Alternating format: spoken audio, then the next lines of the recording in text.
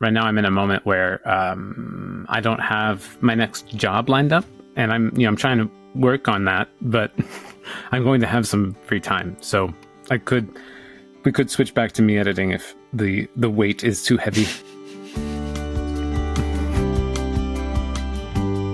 I uncharacteristically did not really come super prepared today. Cool. I read an awesome book, Ultra Processed People, by Chris Van Tulloken. There were so many interesting tidbits, and the first time I listened, I just like let it wash over me. Yeah. But next time I listen, I'm going to take notes. And but one thing that I sent you that I thought was super fascinating, which I can't quite remember. Do you remember? Did you listen to the clip that I sent you? No, I think sometimes I get these messages and I'm like, I will come back to that. Yeah. No, I get that. Okay. So what it was about was, it's the calories in, calories out kind of model of energy use. Actually, it's not related to that. It's related to calories, but not that model. It's related to the fact that you can burn off extra calories. Like if you eat too much, then you can just go to the gym and work it off. That part is a myth that he debunked. And what was super fascinating, so they've done studies on people who have a very active lifestyle. Like they're still in tribes and they are hunting for their food, and like, it's as back to nature for humans as possible. They burn the same amount of calories in a day as the average person working at an office job, sitting all day staring at their computer screen in Chicago. Like it's the same, because that is not what I expected you to say. Yeah. I expected that to end not within Chicago, but in a week. Oh, no. I mean, yes, per day, but yeah. Yeah, that's what I mean. Like, I thought you were going to be like, per day, this person out in the wilderness in a tribe hunting burns what a Chicago office worker burns in a week. No, it's just like, no, it's day to day. But in Chicago. Yeah, exactly. Are calories different in Chicago? I think they're the same. I think they use the same unit of measurement for both. It's a Chicago calorie and an African calorie. I don't know. So he goes on to say more about how that is, and why, like, so when you're really active, obviously those calories are going to your muscles, and they're going to the parts of your brain that are focusing on certain types of movement, and like honing what you need to survive. And they shut down things like your reproductive organs and your immune system, because those are more like long-term threats and bigger things. Like if you're active, you're probably not needing... love, Indy. Yeah. Yeah. And that kind of, that sounds bad, but it's also good to give different parts of your body a break and not be using them and not having them getting a bunch of energy and being overactive all the time. So it's good to, and they, and then they do have sedentary moments. They're not always running all waking hours.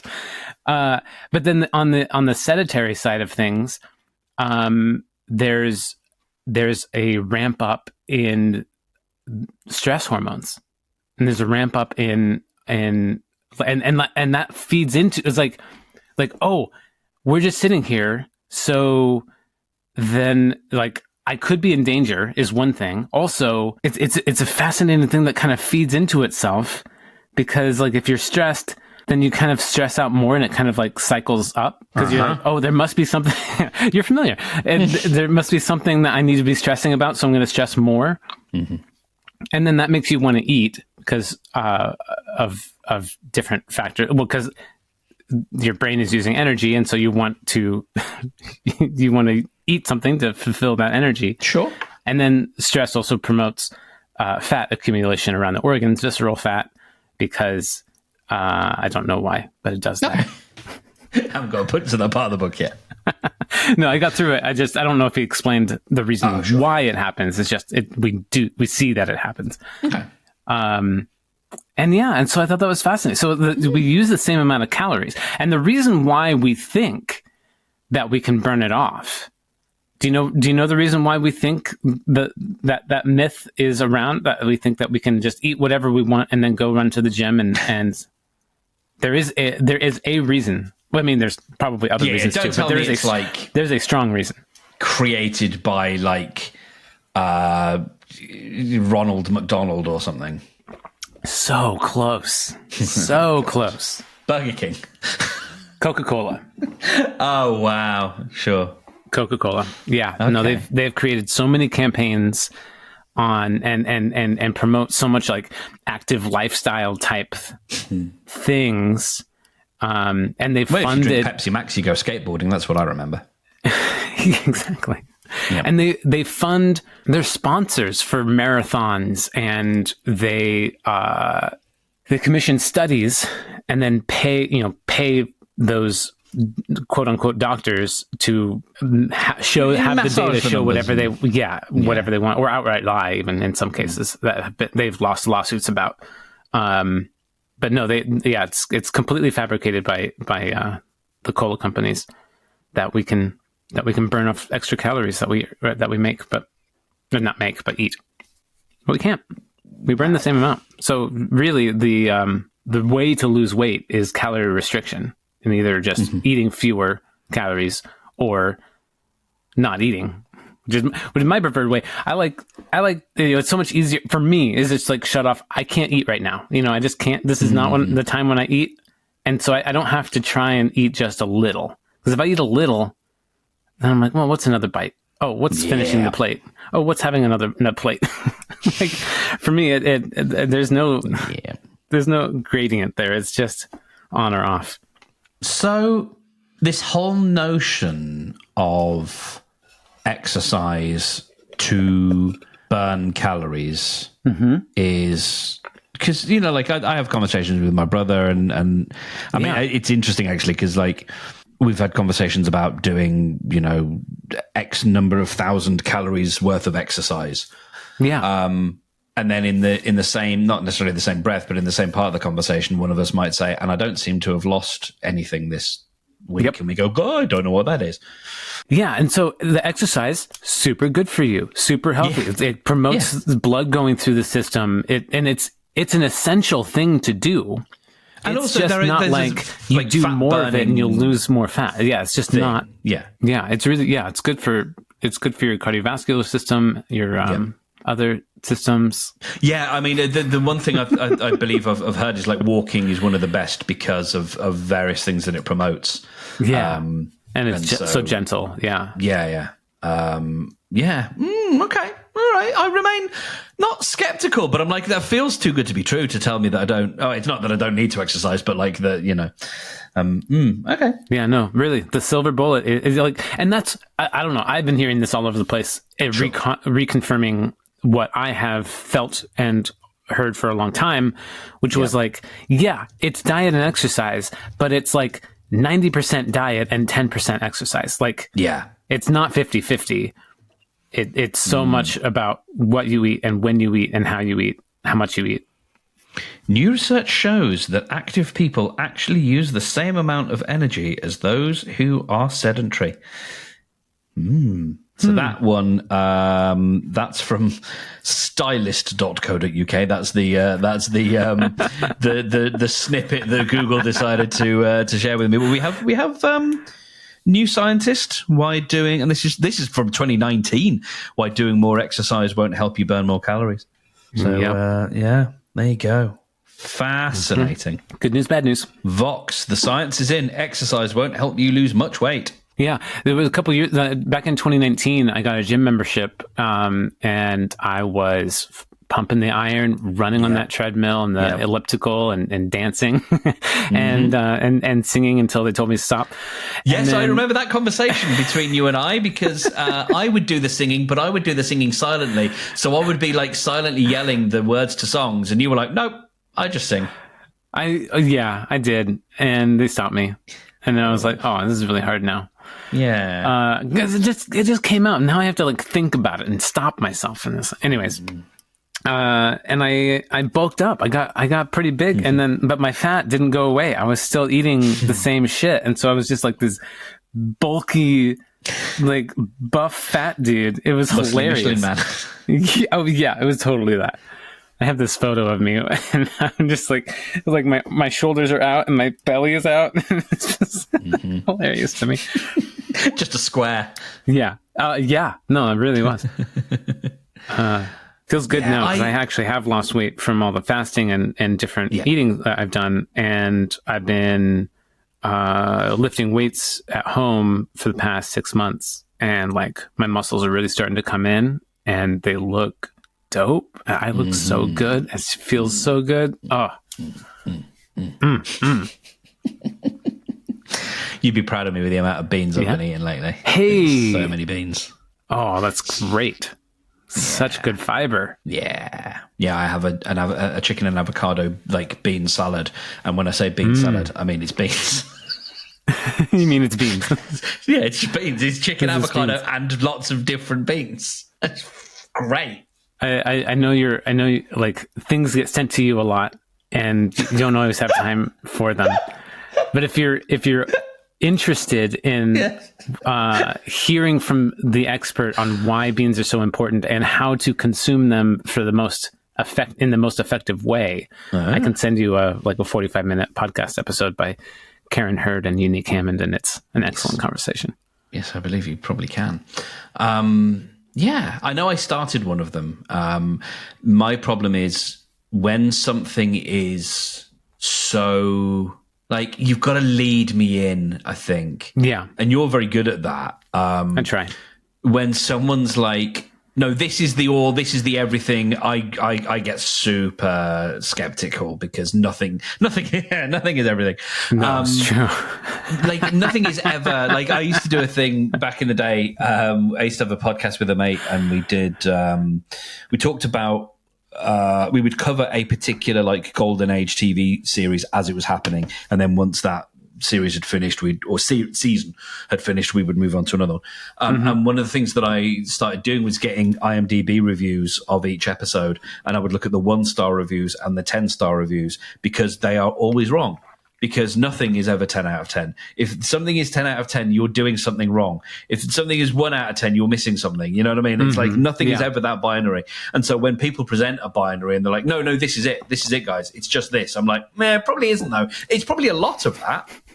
It's probably lots of that, but it's never just that. So don't try and sell me that it's just that, because I'm going to, I'm not going to be into it. Yeah, it's funny. It's funny to me because my track record in the past has very much been like, oh, this is everything. Especially when I was, for me, and it applies to all other vegans. But when I was vegan, like, we really think we have it. We really think we understand it. Yeah. we don't. But and so I'm trying to learn the lessons of like, okay, I've been wrong before, and I don't know everything. So I try to couch things and be like, okay, this is what I understand at the moment, and I'm open to feedback, as always. Correct me if I'm wrong. Yeah, I think we had a conversation briefly over text after I'd watched Heath McIver, otherwise known as Randy, being so good, extremely earnest about veganism. Yeah, and like, I have been coming back to. So you've got a book recommendation. I've got a book recommendation. Great. I've been reading "Trying Not to Try," which is a book by Edward Slingerland, and it's sort of the art and science of spontaneity is one of the subtitles, but another one is it's basically a lot of Eastern stuff. Cool. Ue and de being the two concepts that come from China, and it's about really it's kind of about doing less, and the example that is given, or one of the examples early on, is like a butcher talking about carving up an ox, and how when he started, he was very careful and deliberate, and as he went on, he didn't even see the ox anymore, and how there's this interesting concept that his blade moved between the spaces, the space between the meat and the bone, so it never actually hit anything. So it never got dull because the knife never actually hit anything, which is an interesting sort of concept. Yeah. To try and sort of talk about what happens when you are much less all up in your head, Right. and how. Like, it went on to a thing about how drunk people tend to fall better. Right. You know, when you're drunk, you can fall out of of a thing or fall off of a thing, and Not get hurt. likely you will do a lot less damage to yourself because your body's not overthinking and tensing up. Yeah. And stuff like that. So I've only just started it, and there's lots in there. But in the kind of conversations we were having last week, when I was going off on one about my mushroom theory, which ChatGPT helped me come up with a name for. Yeah. Tell us about it.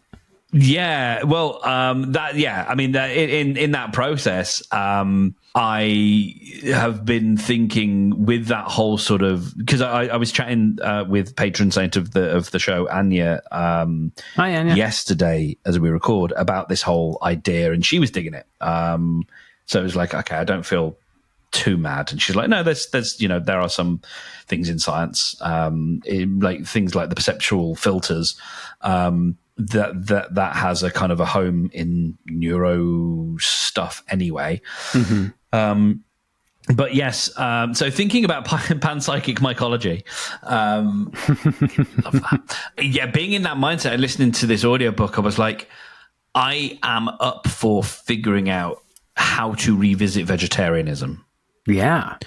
Because I like the idea of, and it got me thinking about other things, and I'm not in a position to do this yet, but like with the weight loss, I think something will click, and I'll wait for that to happen. But there's part of what I'm thinking is fewer substances, fewer inputs to get closer to this base idea of the connecting with the source, connecting with, as some people call it, Gaia, but that sort of that central intelligence idea. And so having fewer chemicals on top of you or in the way feels like a sensible thing to do. I'm not there yet, but I hope to get there. And then the other thing was, like, very simply, if we are talking about this whole, you die, your soul goes back into the source, and then a new body is grown and all the rest of it. Thinking in a more holistic, collective kind of view, I was like, I don't know that I want to deliberately hasten another being's road to death. Was kind of the thinking, is like, and I'm not being not going moralistic about it at the moment, but it was just that thought of, like, not willingly, unnecessarily causing something to die for me. Which is why, like, veganism not necessarily for me, because, as we've discussed before, eggs, milk, cheese, they don't require the dying of an animal. I know there are yes ands and yes buts about why we breed cattle in the first place, fine, but they don't need to die in order for you to have milk and butter and eggs. That's not an argument against veganism, it's just a thought. But so that's kind of where my head's been at. That's really interesting. I have some thoughts I'd love to throw back at you. So the last thing you talked about was, not killing things. Unless you're a fruitarian, where you're only having the fruits of something, so it's not killing the plant. You're killing a plant in order to eat it. Like, it has to be uprooted or chopped off, and that's still, like, we think of plants and animals as different, but they're still living beings. In this philosophy, there's probably no room for thinking of them as different. Exactly. But then you can really take that to, and this is the problem with, the other side of everything is don't be weird about it. Because you can then start to say, well, if you're eating nuts or seeds, you are then reducing the ability for this organism to propagate, which is its entire purpose. So you shouldn't do that either. I mean, that's that I agree with that, but also that kind of feels like, you're saying that that's taking it to the extreme of being like, don't be weird about it. It's on the same. We're on the same. The train is the same train, and we're just going to a further station. That is assuming that the plant's position is that they need to always propagate. Like they make tons of seeds, assuming that only some of them will germinate and propagate. So we're making a human argument for their decision. Mm-hmm. So that I feel like that's a little bit more. There's less solid ground to stand on with that argument, in my opinion. But I like it. I like it. We know where your lines are drawn. Yeah. No, seeds, fuck seeds. Eat them all. Oh, I can't believe you've taken that stance, Brendan. It's about time someone took that bold stance and said, you know what? Yeah, fuck seeds. I'm going to eat them. They've had it too good for too long. It's about time somebody ate these bastards. Mm-hmm. That's what I'm saying. I just needed you to have the courage to say it. There's so many healthy fats in them. I just can't. I have to make an argument that lets me eat them. But I want them though. Yeah. So another thing that crossed my mind, and so I've got a couple thoughts here. The track of going vegetarian or vegan is created, and this isn't about you or your choices. I'm just talking about those diets. The idea is to create your human diet based off of a concept or philosophy or a belief system. Yeah, a belief system that's external to you, or maybe just in your mind, that this is morally right or wrong, or impactful to other things like environment and whatnot and industry, but it's not creating a diet that is with the purpose of human health as its forefront. It's like, oh, I'm just going to cut these things out because of those reasons, not necessarily because it's good or bad for me as a human. And I think that's really, when I was vegan, I thought it was good for me because of a bunch of marketing. But I didn't actually know how the body worked and what it needed and the different parts and pieces. And I was just cutting out huge areas, both when I was vegetarian and vegan, of things that were very good for me that I needed. And as soon as I went back to eating chicken, I had so much more energy, felt so much better.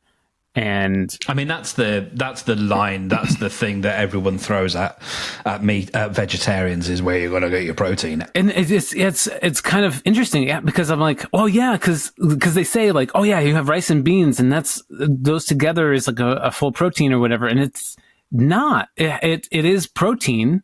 You can get protein from peanuts. You can get protein from a bunch of different sources. But the problem is the amount of carbs that comes along with those proteins. And it doesn't have all of the amino acids. There's 9 essential amino acids, and only 7 of them you can get from plants.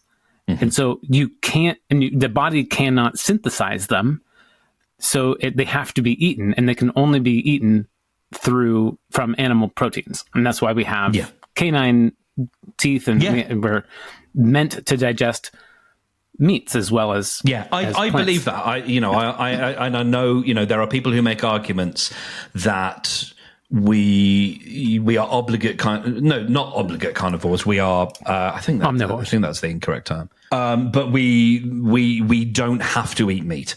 Oh, sure. And that there was the argument again from Randy, which is fair enough, and his particular take around it being a cultural thing rather than, and it's like, okay, I will, as my friend Danny says, I will sit still for that. But I think we ate meat before we had what we might define as culture. I definitely think so. Yeah. I mean, the interesting thing, and whatever I think is interesting, is thinking about what was the turning point where someone discovered fire and went, if I go... I've just started playing an old point-and-click adventure game yesterday, so I'm like thinking, combine fire with meat, and then it creates meat fire, and meat fire smells good. Tasty meat fire. Tasty meat fire. What, how I know, like, how did the first person ever decide to milk a cow? Like, okay, fine, but They saw a still, tit and they sucked on it. I mean, like, you can see the calf going to the teat and just going hog. Like. The cow going hog. Cow going ham. Yeah. Yeah. There's like so many trains derailed. No, I love it. There's both sides. Like there's good people on both sides. That's the first time I ever heard you do a Trump impression. Oh, it's my first. Yeah. Oh, okay. That's great. Good people. Yes. Yeah. I mean, like, as I said, like, I won't scoff at anyone who makes any kind of decision, because there's things that can be said on either side. But yeah, sure. Like, I kind of do believe I won't say, like, I don't know if I draw the line at evolved, but culturally, yes. And, there's the argument about, canines. And other animals eat meat, and we have evolved from a certain lineage. So, yeah, like, I sometimes think it is strange where and I know people have arguments about this, about like, we can make a choice. We as humans can make a choice. Like if you think about a cat or a dog, they eat meat, and they need to eat meat. And we allow that, but we don't allow it with humans, because humans can make a choice about that. Yeah. And we can also make the choice to design and deploy nuclear bombs. Like we can make a lot of choices. Oh yeah, and absolutely, and I think the where things get difficult is, to my mind, there is a beauty and a full proper like circle of life thing when you think. Oh, I don't know why I'm shouting. A circle of life thing when you think about honouring an animal. Yeah, and the whole idea of we use every part. Oh yeah. That I think there is there's a cyclical, circular, respectful beauty in that that goes away when you mechanize it. Yeah, when you mass produce it, when you are in contact with the animal. Yeah. And the sad fact is, or the fact of the world is, we are massively disassociated from that process. And for me, in lies the moral quandary. Well, not quandary, but the moral questions, the quagmire, the stuff that we can discuss. Because, I think it is very different. The chase, the kill, all of that stuff. When it's, if you like, an honest fought thing, that is, as happens in nature. Why need it be any different? I understand we can make a choice, that's fine. But where I have a lot more time for a vegetarian argument is when you start talking about not the morals of killing another animal, but the morals of the mechanized killing of another animal. Yeah. And the equivalent of us being not even the drone pilot, but the commander who's commanding a bunch of drone pilots for a war we never actually get first-hand accountability of, or account of. All this killing happens for us, and we are completely, inured to it. Not inured to it, that's not fair. But we just don't see it. And there is so much cruelty. And that's the sticky out nail that I snag my coat on. Yeah. Is the cruelty of it. It's not really the killing. It's the because and it's that other thing as well of like, we as individuals can make a decision. And I know and I believe that one person making a decision, fine, if it influences someone else to make a decision, but it does not create a dent in the universe. It does not really change things fundamentally, because we have to have a real shift in how we think. And I don't know. There's so much in it. It's so bloody so much, because then we get into the whole thing. And I had wonderful Rebecca Bratsby's environmental lawyer, hugely intelligent and erudite person on this topic, talking about what we can do. And basically, like, if you just stop beef as an option, like, there's so much that can have such an impact if we just go, you know what, no more beef. And I like beef. I like beef more than I like pork. But if you tell me that I can have a big impact on the world by not eating beef, I'm like, cool. Let's not eat beef because of the methane and all the things. But a cow is not a cow. Okay. Not all cows. Hashtag not all cows. Hashtag not all cows. Expand on that. You were saying a moment ago that it's the factory farming nature of it, the process that they go through, and that's truly, that is the big problem, is having so many cows to meet this gigantic demand, and they've created such an industry around it. And industry is full of pollution, not just in the air, but every kind, polluting the product, polluting our minds.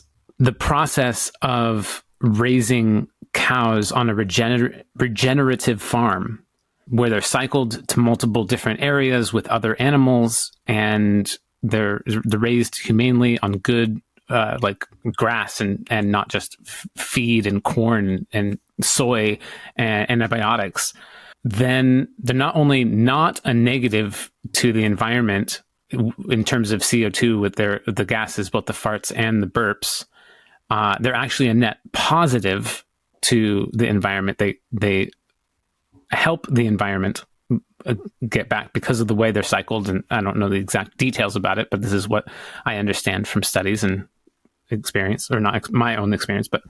And then also the meat is healthier for us to eat because it doesn't have the hormones, it doesn't have the soy and corn. Their muscles are built better because they're roaming more, and they're not on processed foods like we are, and it tastes better, and it's more expensive, and you have to pay for that. You have to pay for that better treatment of the animal and stuff, which would reduce your consumption because if you only have so much of a budget for food.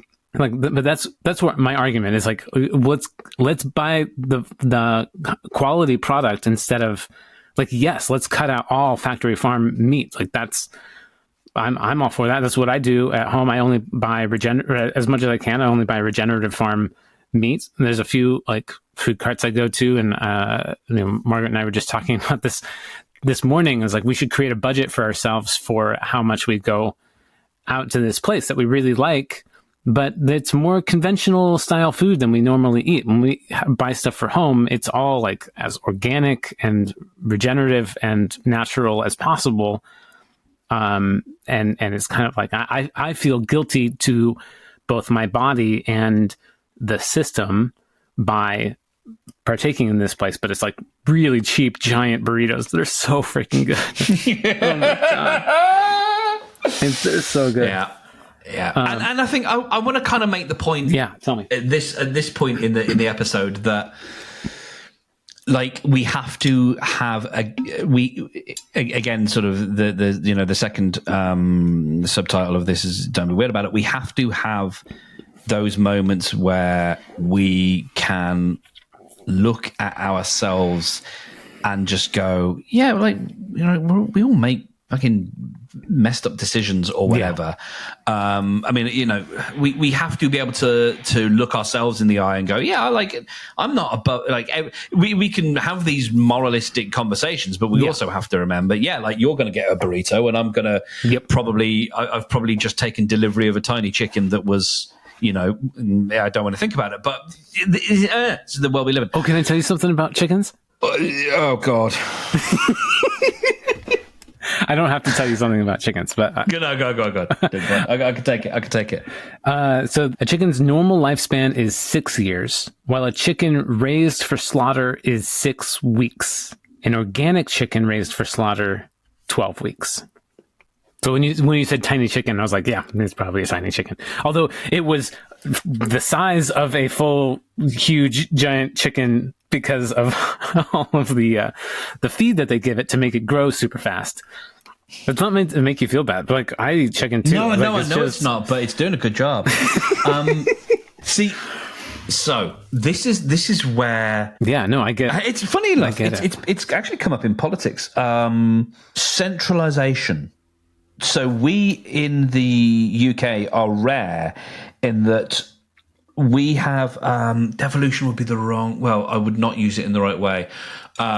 Essentially, local councils are not allowed to make decisions. They just don't have money. Like, money doesn't really come to local councils. Okay. All decisions are really made at a national level. And I was even hearing today about that we've got some good stuff. We've got some new, the ban on building offshore wind farms has been lifted. Oh, good. This is like within like 72 hours of Labour being in power. They did that. Great. Hell yeah. But part of it was also reducing local councils' ability to decide whether things get built or not. And so we keep, I guess, not devolving, because I think it's the other way around. We keep centralizing this power in Westminster. And I know in America, like, though that argument comes with a lot of like weird flag waving about states' rights and stuff. Yeah. But there is a lot to be said. And this is where I'm really starting to come at this idea of, I keep thinking a lot about the Dunbar number, and the idea that I love the idea that we have much more of a fractal is the wrong word, but it's the one that's occurring to me, or maybe perhaps atomic or nuclear idea of, a village, a town, an area where there is, an actual farmer within, some degree of walking distance, rather than let's look at a map and you can actually or let's look at a satellite image and you can just see, bam, this huge green square, this massive green square is farmland as far as the eye can see and beyond, because we've centralized it there, rather than, well, this is the farm for this area. This is, and why? I mean, I'm sure there's very good reasons why we've gone to such a centralized and yet also distributed system where, I mean, and we get into insane things here. I don't know what it's like for you. Probably not anywhere near this bad for you in the States, but in the UK, like, we can have weird things like we'll grow some lamb. Or we'll grow lambs, and then those lambs will be slaughtered and turned into lamb, which will then be shipped to China to be packaged. Yeah. And then some of it will go to New Zealand for they've got lamb or whatever, and it's like certain places like buy up a lot of our lamb apparently. Yeah. And some of it will be here, or we'll buy lamb from elsewhere. It's like, why can't we buy can't we buy the lamb that's here? Yeah, but you're not allowed. You're not allowed to have the lamb that's here. It's got to go through a network, but it's just there. Yeah. Like, imagine living next to a farm that sold all the things, and you're like, I've got to go to Tesco to get it, and I can't go to the farm because the farm has to sell it to Tesco, because Tesco being the supermarket chain here, because Tesco will give them, they're the only ones that will give them a half decent price for it, even though they've jacked the price way down for what they'll give the farmer for their milk anyway. Yeah. But they've got to sell it to Tesco's. Tesco's are going to send it hither and yon and up and down the country, or send it to a big place where all the milk goes. So we'll send it to Milk HQ.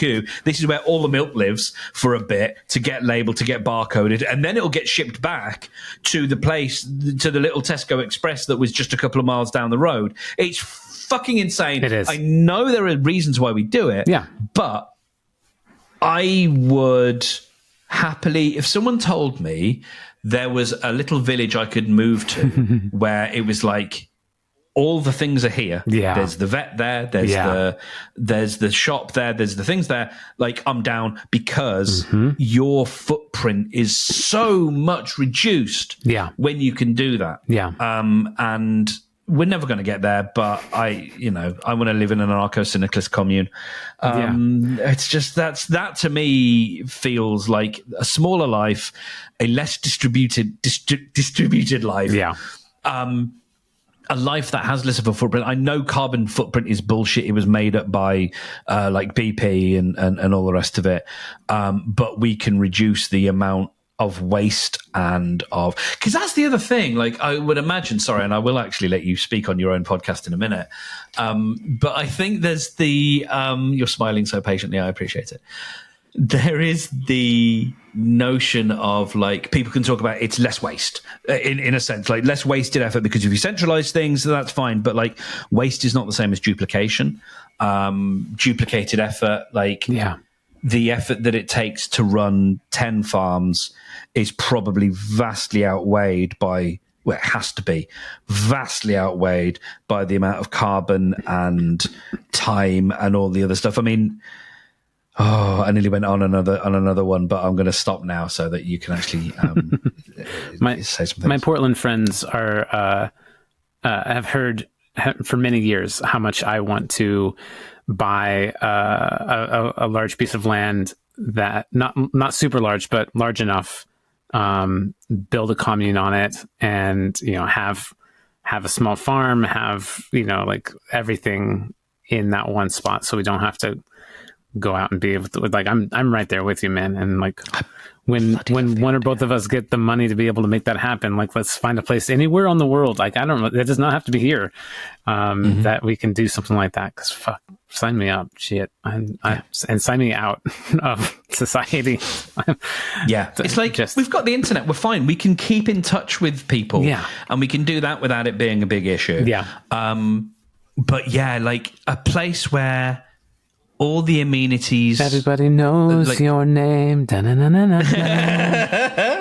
And yeah, there's the little village pub, and there's the little corner shop, well, not corner shop, but the little general store. And yeah, if you need stuff from the world, that's fine. We still have Amazon. Like, I'm not really advocating that we don't. I'm just saying, like, for those of us who want to opt out, let's figure out a way to opt out, and then like when we need to opt in, we can, or we do the thing where we just send someone to the equivalent of the mainland with a whole list and of we stuff. Can go out to the mainland. We're not going to have them shipped, like, no fucking Amazon boxes are coming to the compound. Like, oh, interesting. That's the line you're taking. Oh, definitely. Yeah, we're not just gonna like use the conveniences of modern society and try to like escape a little bit, but still dip our toe in. Like, no, let's fucking actually have like that's my philosophy. At least. I'm here for it. I wouldn't begrudge anybody for getting something,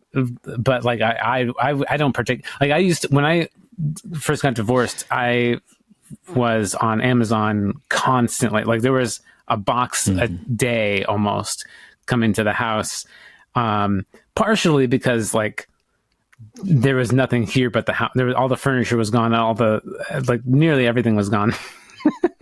And so I had to replenish some things, but after the race riots and after a few other social movements here, I really started to see, and also like just the more and more watching the billionaire race to become a trillionaire, and the rampant waste and all these stories you hear of like workers at Amazon and other places like just falling over of exhaustion. And that's not funny. But what's funny is I saw a video posted to the r/socialism subreddit, where it was just like a 20-second video of this humanoid looking robot that just had like two funky looking legs, a kind of a large shoebox for a body in the middle, and two arms with no head. And it's just reaching out and grabbing a box and then lifting up its legs to turn around and then placing it down onto a conveyor belt that goes on and takes it to wherever else, which is a different kind of robot. Anyways, the robot like picks up like 4 or 5 packages as it's going back and forth and back and forth and back and forth, and then just with no cause or any sort of reason, it just falls over. It just falls to the side and right on the floor. And the caption was like, "They're even working the robots to death." It was super great. Cruelty is a business model.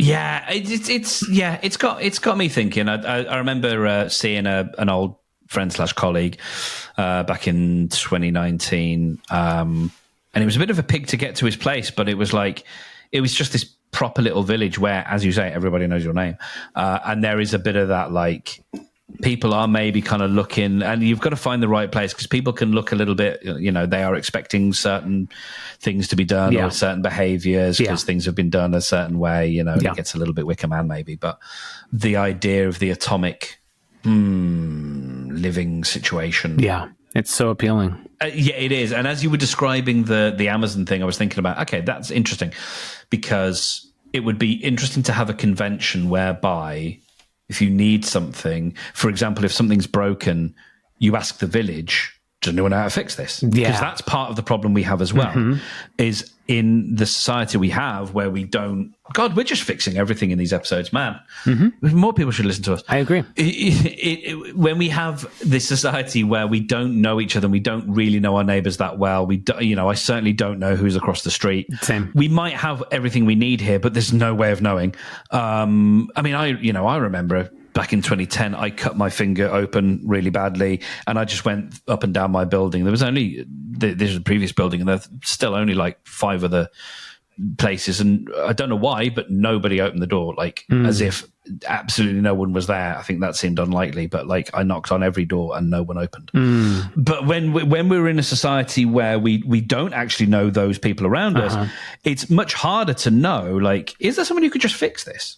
Right. This thing broke. Yeah. It might be a bit from your washing machine. It might be a bit from the little clip that holds the microwave door in place properly that makes it spring, right? Yeah. Little spring for a microwave door.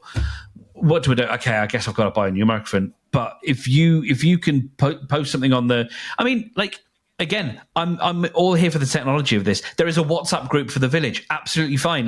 So we're on the WhatsApp group for the village, and we go, spring's gone on my washing machine.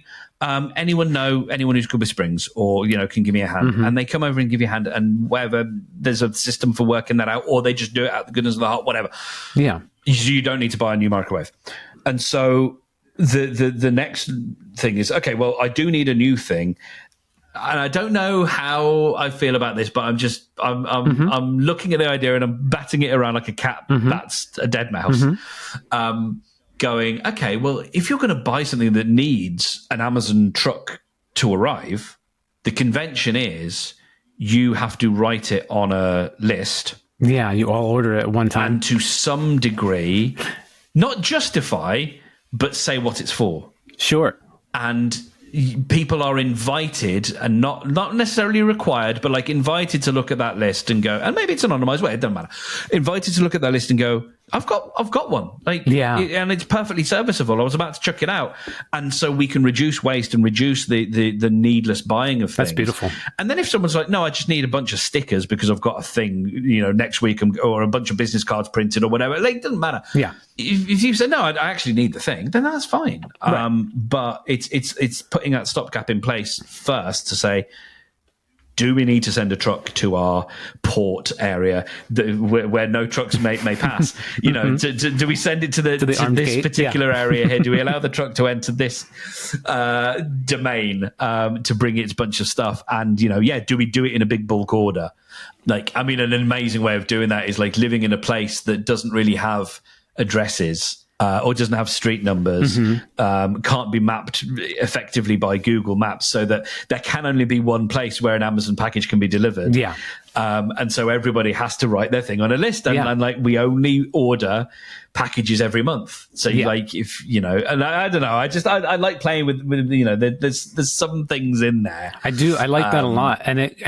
And it comes close to something it's kind of talking around a little bit about the inconveniences of it. There's a lot of work that would need to be done.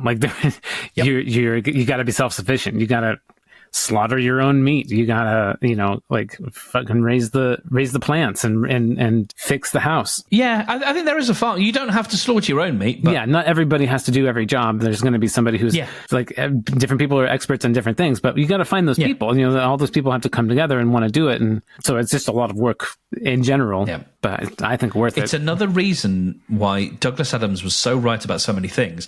Because as I was listening to this book yesterday, I was thinking about the sandwich maker, and there's the fifth book. Yeah, I think it's the last book, where Arthur Dent goes to it's not Lintagula. That's not right. But he goes to a planet. He ends up in a planet, on a planet where it seems to be a pretty agrarian economy, and he's found himself a job as a sandwich maker because I don't think anyone else knew how to make sandwiches, or it hadn't occurred to them, or whatever it was. And he talks about slicing the perfectly normal beast using this knife, and then he really talks about the process, and it is very in that sort of ue kind of idea that I was talking about earlier in this book. But it also speaks to, that's his job. He makes sandwiches and he's happy. Yeah. And there's old Thrashbark, who's the weird, like, philosopher, medicine person, that, you know, religious figure, whatever. But there's like, everyone has their little job. Yeah. And it's just good. Yes. Just feels good. Yeah. It feels so satisfying, and just like, that's, but, you know, and then you add WhatsApp or whatever, you know, technology into it. Yeah. And it's still fine. You know, I am not out here. We don't have to be Amish. That's exactly the word I was searching for. Yeah. I'm not out here trying to be Amish. Yeah. We can just pull back a bit, and nothing wrong with being Amish. They'll never hear this, of course, but, like, you know, there's there's nothing wrong with it. That's fucking great. Yeah, that's a wonderful thing I heard. Because I had to do some research about a podcast episode about Weird Al Yankovic, and when I was watching a video, he talked about, like, the question was asked, did you ever get any blowback for the song Amish Paradise? And he was like, no, because they're all Amish. So they didn't hear it. Mm-hmm. Basically, it was like, he said it in a nice way, but it's like, sort of by necessity, no. Mm-hmm. Mm-hmm. And also, was there anything, I love that song. I can't really think of anything that's like, there's ribbing. There's ribbing. Sure. Yeah. I think if you're not into being ribbed, then there is ribbing. Yeah. As I walk through the valley where I harvest my grain, I take a look at my wife and realize she's very plain. And that's just perfect for an Amish like me. You know, I shed fancy things like electricity. That one person doing their thing doesn't really impact the greater universe. Oh, sure, such a small part of it. And sure, that argument holds a lot of water. Said the start of every great disagreement. I love it. Sure. But your decisions make 100% of the impact to your universe. Very true. And that's how we fix everything. And that's it. As always, correct me if I'm wrong.